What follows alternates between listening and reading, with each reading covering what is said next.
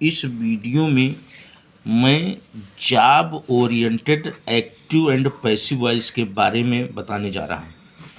Job oriented मतलब job पर आधारित, जॉब मतलब नौकरी पर आधारित। जो सरकारी नौकरियाँ होती हैं उनमें क्वेश्चंस जो पूछे जाते हैं, एक्टिव से पैसिव बनाना या पैसिव से एक्टिव बनाना, ऐसे जॉब ओरिएंटेड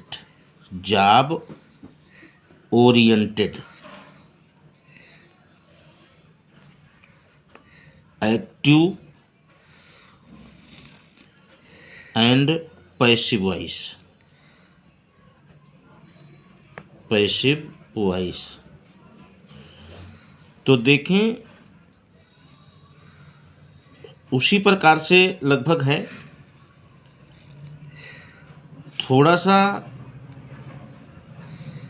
कठिनाई महसूस होती है, लेकिन अगर आप इनके बारे में सुनेंगे तो आपको ज़रूर समझ में आएगा। आप इसको ध्यान से देखेंगे, ज़रूर समझ में आएगा। तो ये होता है कि कुछ वर्ब्स ऐसी होती हैं, जैसे देखिए, कुछ वर्ब्स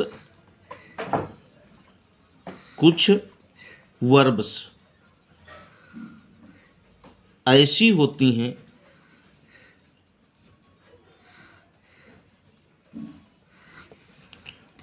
जिनके साथ बाई प्रीपोजिशन नहीं लगाया जाता है। By preposition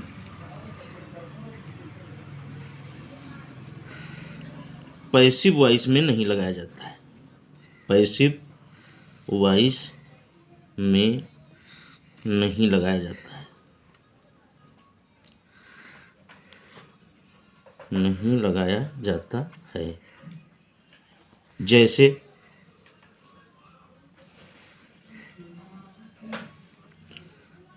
surprised,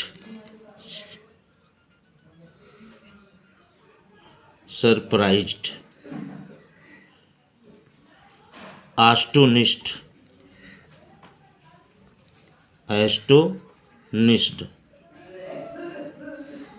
distressed,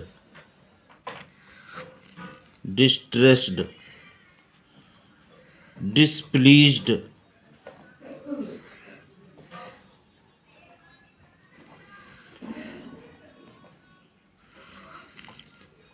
disappointed,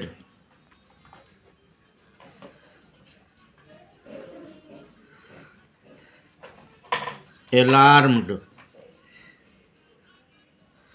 etc. आदि आदि।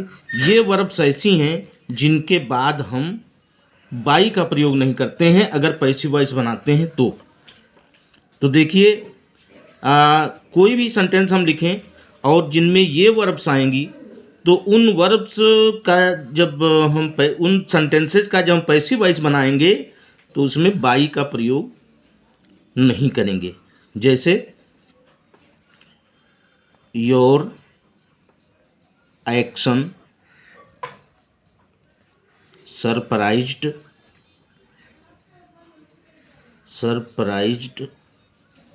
मी।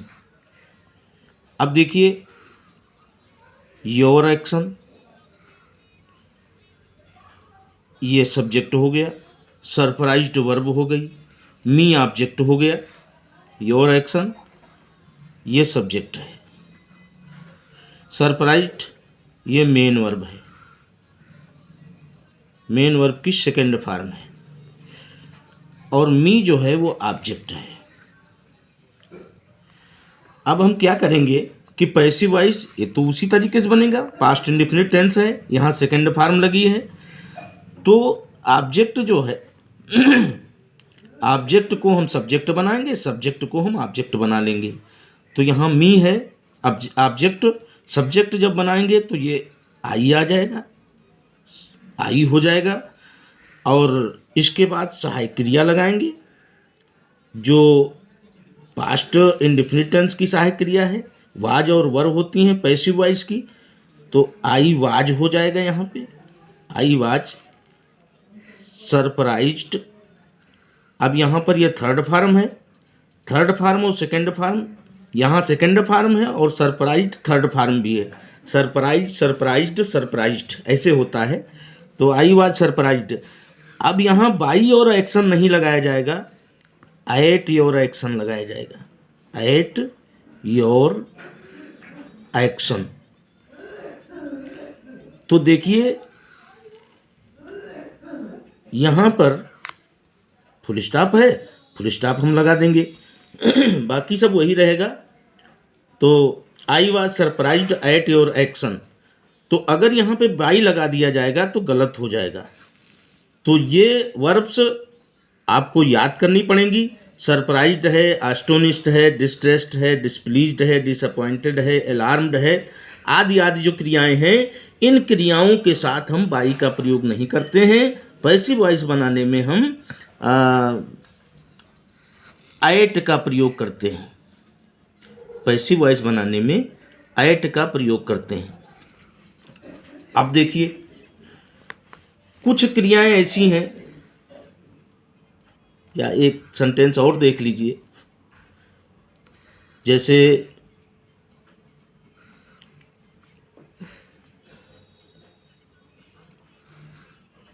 His rude behavior, rude behavior displeased me, displeased me। अब हिज rude behavior ये सब्जेक्ट हो गया, सब्जेक्ट। डिस्प्लीज्ड ये मेन वर्ब की सेकंड फॉर्म हो गई, मेन वर्ब की सेकंड फॉर्म हो गई। और मी जो है ये ऑब्जेक्ट हो गया, इनडायरेक्ट ऑब्जेक्ट, इनडायरेक्ट ऑब्जेक्ट हो गया। अब ये इनडायरेक्ट ऑब्जेक्ट का सब्जेक्ट बना लेंगे और हिज रूड बिहेवियर जो है वो ऑब्जेक्ट बन जाएगा। और डिस्प्लीज्ड ये मेन वर्ब है, तो सेकंड फॉर्म यहाँ पर है, और इसकी हम थर्ड फॉर्म लगाएंगे तो भी डिस्प्लीज्ड ही होगा।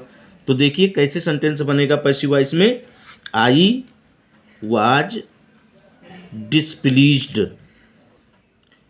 आई was displeased at his rude behaviour, rude behaviour. और फिर फुल स्टॉप लगा देंगे, क्योंकि यहाँ पर फुल स्टॉप है तो यहाँ भी फुल स्टॉप होना चाहिए।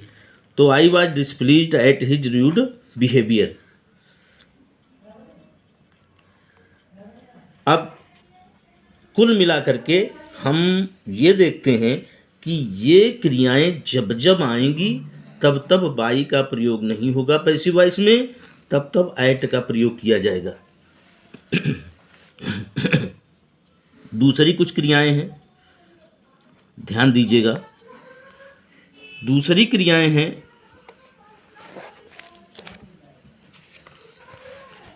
उनके बारे में मैं बताने जा रहा हूं। वो क्रियाएं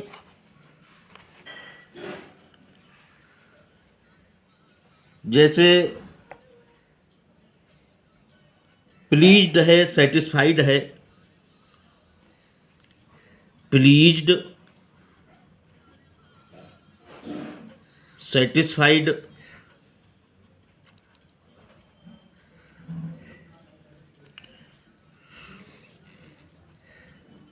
disgusted, disgusted,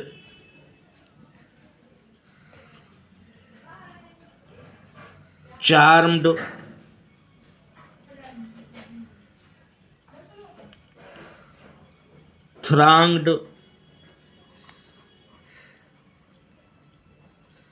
thronged, lined, etc। आदि आदि क्रियाएं जब होती हैं तो इनके पश्चात etc क्रियाओं के पश्चात विध का प्रयोग किया जाता है, विध का प्रयोग किया जाता है।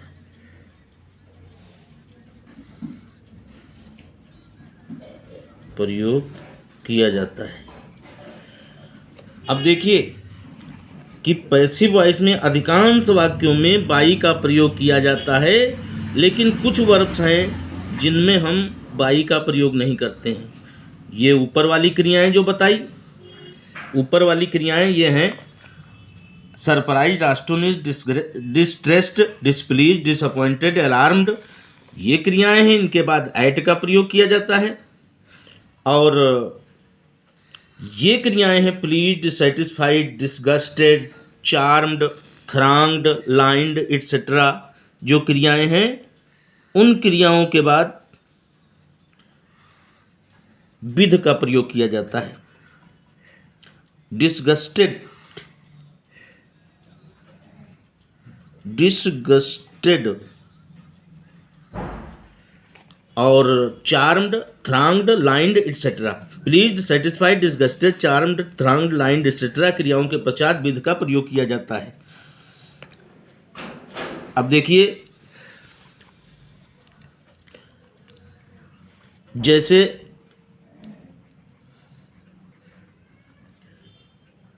My behaviour, my behaviour pleased him, my behaviour pleased him. अब यहाँ माई बिहेवियर क्या है? ये सब्जेक्ट है। प्लीज्ड क्या है? मेन वर्ब की सेकेंड फॉर्म है। और हिम क्या है? ये ऑब्जेक्ट है, इनडायरेक्ट ऑब्जेक्ट। तो देखिए जब पैसिव वॉइस हम बनाएंगे तो यहाँ हिम का जब सब्जेक्ट बनेगा तो ही हो जाएगा, और ये पास्ट इंडेफिनिट है, इसलिए जो हेल्पिंग वर्ब लगेगी वो ही के साथ वाज लगेगी, ही वाज। अब यहाँ प्लीज्ड, प्लीज्ड यहाँ तो सेकंड फॉर्म है, लेकिन यहाँ जो पैसिव वॉइस में हम फॉर्म लगाते हैं वो थर्ड फॉर्म लगाते हैं। तो थर्ड फॉर्म प्लीज्ड ही होती है, सेकंड फॉर्म और थर्ड फॉर्म एक ही होती हैं। तो he was pleased with my behaviour, behaviour, और यहाँ हम फुल स्टॉप लगा देंगे। तो देखिए कि जब ये वाली क्रियाएं आती हैं, सेटिस्फाइड आ जाए तो विध लगेगा, डिसगस्टेड आ जाए तो विध लगेगा, चार्म्ड आ जाए तो विध लगेगा, थ्रांग्ड आ जाए तो विध लगेगा, लाइंड आ जाए तो विध हम लगाएंगे, बाई का प्रयोग नहीं करेंगे। एक सेंटेंस और देख लीजिए।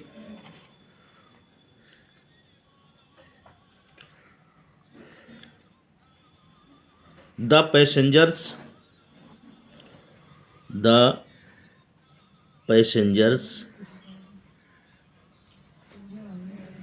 lined the booking window, lined the booking window, booking window, full stop कर देंगे यहाँ पे। अब देखिए द पैसेंजर्स है, ये सब्जेक्ट हो गया, लाइंड मेन वर्ब हो गई, और द बुकिंग विंडो ये ऑब्जेक्ट हो गया। तो यहाँ पे ऑब्जेक्ट को सब्जेक्ट और सब्जेक्ट को ऑब्जेक्ट बना देते हैं, यही पैसिव वॉइस का नियम है। तो यहाँ पर देखिएगा द बुकिंग विंडो को हम सब्जेक्ट बना लेंगे, द बुकिंग विंडो,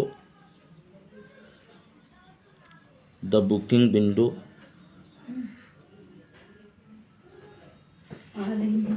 वाज। अब थर्ड फॉर्म लगाएंगे लाइंड। अब यहां पे विद लगाया जाएगा, विद द पैसेंजर्स, पैसेंजर्स।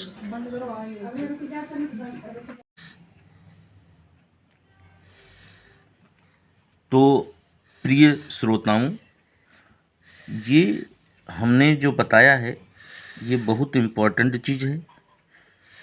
इसी प्रकार के क्वेश्चंस जो एक्टिव वाइज पैसिव वाइज होते हैं सभी प्रकार की परीक्षाओं में, जो सरकारी जॉब्स की होती हैं परीक्षाएं उनमें पूछे जाते हैं।